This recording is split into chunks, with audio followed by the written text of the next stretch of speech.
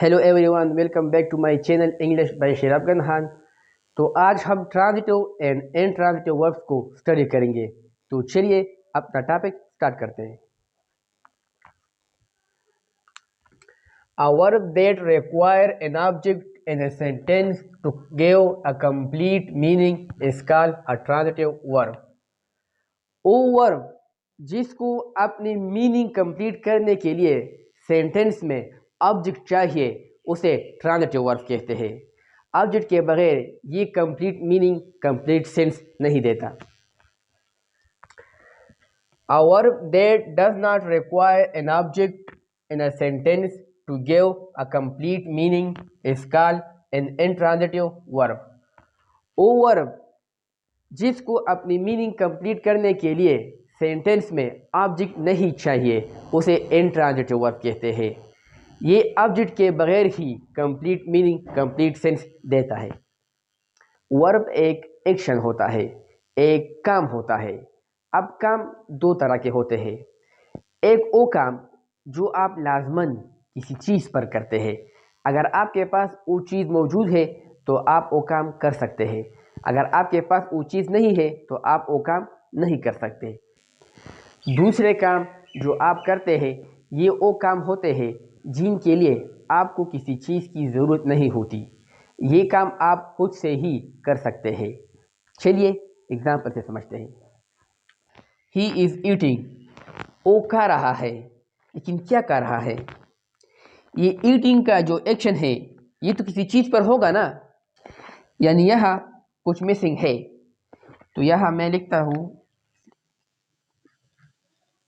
He is eating a mango, वो एक आम खा रहा है। यानी अब ये सेंटेंस मुझे कंप्लीट मीनिंग देता है। पाकिस्तान डिफीटेड, पाकिस्तान ने शिकस्त दी। तो जहन में एक कॉमन क्वेश्चन आता है कि किसको शिकस्त दी, यानी यहाँ भी मुझे एक ऑब्जेक्ट लगाना पड़ेगा तो तब ये सेंटेंस कंप्लीट होगा।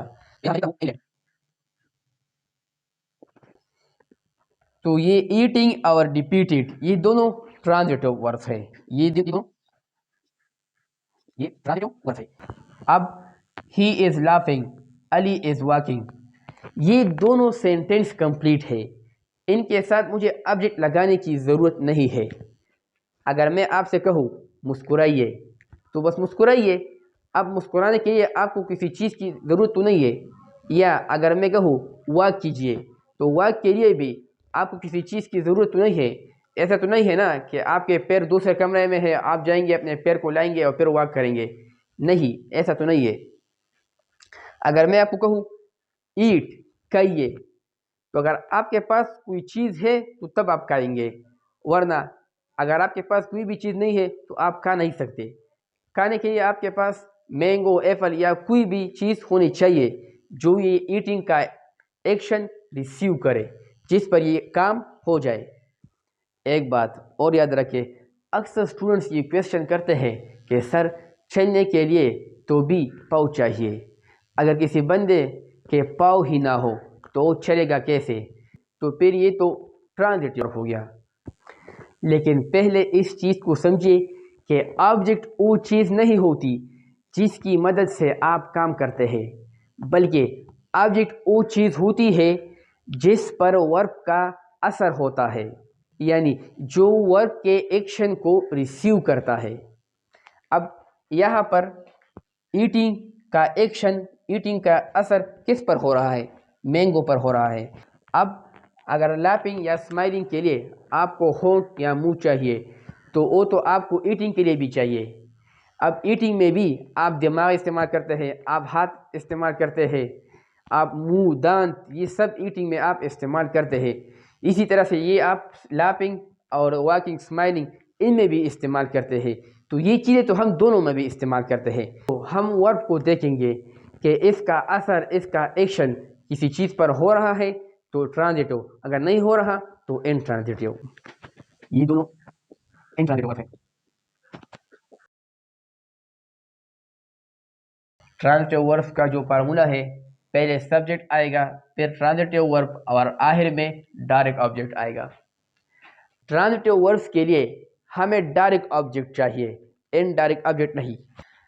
इसी तरह से भी आ सकता है subject, transitive verb, direct object, फिर यहाँ पर आपको टू लगाना पड़ेगा और आखिर में इनडायरेक्ट ऑब्जेक्ट, या subject, transitive verb, indirect object plus direct object. अगर इनडायरेक्ट ऑब्जेक्ट डायरेक्ट ऑब्जेक्ट से पहले आ जाए तो फिर यहाँ पर आपको टू नहीं लगाना पड़ेगा। ये डायरेक्ट ऑब्जेक्ट या तो नाउन होगा या प्रोनाउन होगा या जर्न होगा जब वो नाउन की तरह बिहेव करे, या इन्फिनेटिव होगा जब वो नाउन की तरह बिहेव करे, नाउन की तरह फंक्शन अदा करे। Intransitive verb, subject plus intransitive verb, intransitive verbs के बाद एडवर्ब आएगा या प्रीपोजिशन आएगा। ज़्यादातर प्रीपोजिशन प्रेस ही आता है, एडवर्ब या प्रीपोजिशन प्रेस ये दोनों आएंगे।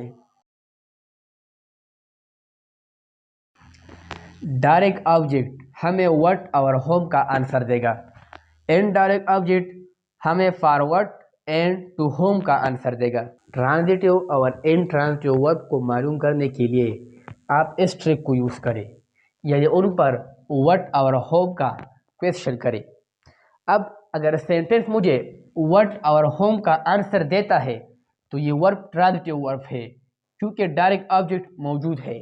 अब अगर सेंटेंस मुझे व्हाट और होम का आंसर नहीं देता तो ये इनट्रांजिटिव वर्ब है क्योंकि डायरेक्ट ऑब्जेक्ट मौजूद नहीं है। For example, he is eating what, a mango. तो मुझे व्हाट का आंसर मिल रहा है इसमें, तो ये मैंगो ये डायरेक्ट ऑब्जेक्ट है और ये ट्रांजिटिव वर्ब है। अक्सर स्टूडेंट्स ये क्वेश्चन करते हैं कि सर ये वर्ब ट्रांजिटिव है या इनट्रांजिटिव। तो ये बात याद रखिए कि इंग्लिश में ज़्यादातर वर्ब ट्रांजिटिव और इनट्रांजिटिव दोनों का फंक्शन करते हैं।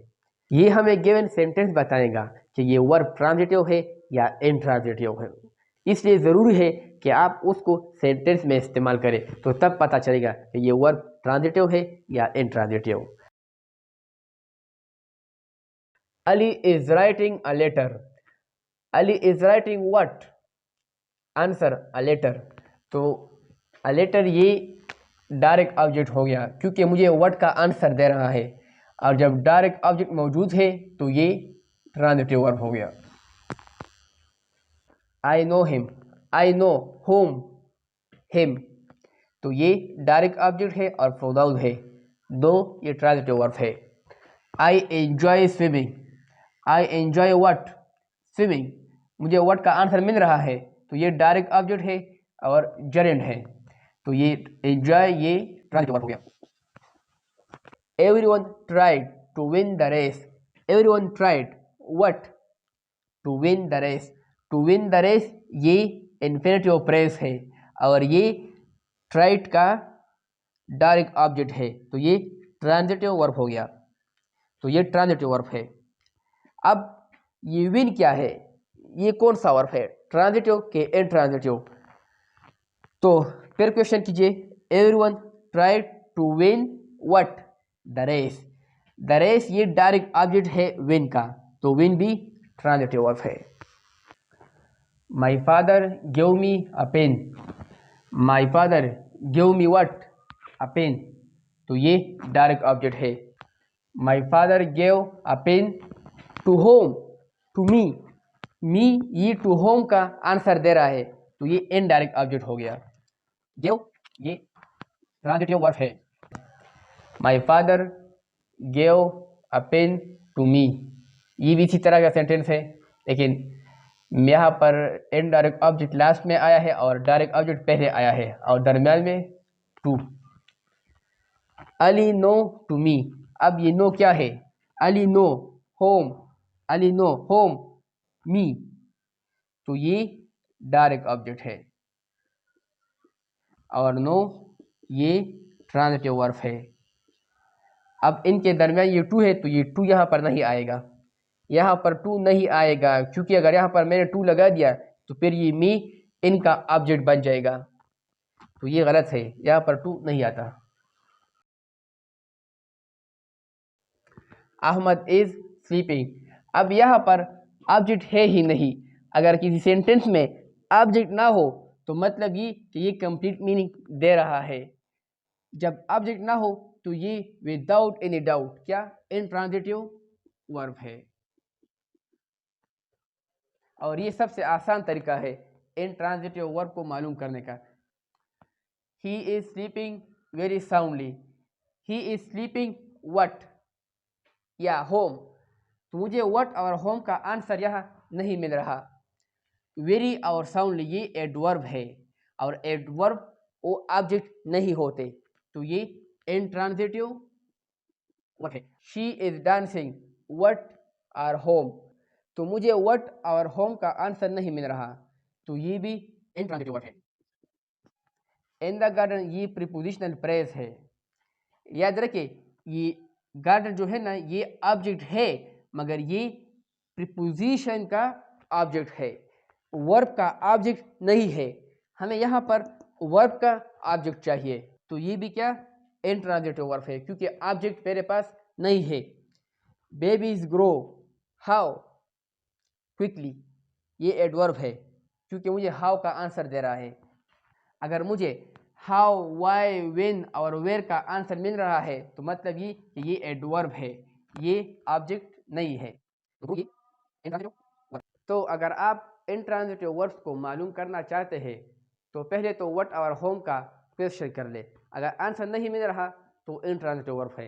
इसके अलावा अगर सेंटेंस में ऑब्जेक्ट ही ना हो तो वो भी इंट्रांजिटिव वर्ब होगा, या वर्ब के बाद क्या हो एडवर्ब हो तो वो भी इंट्रांजिटिव वर्ब होगा, या वर्ब के बाद क्या हो प्रीपोजिशन फ्रेज हो, प्रीपोजिशन हो, डायरेक्ट ऑब्जेक्ट ना हो तो क्या वो भी इंट्रांजिटिव वर्ब होगा।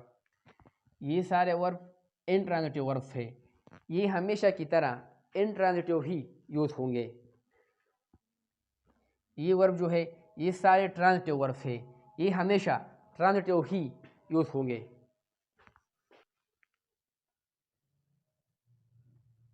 इस लिस्ट में जितने भी वर्ब है ये सारे ट्रांजिटिव और इंट्रांजिटिव दोनों का फंक्शन अदा करते हैं।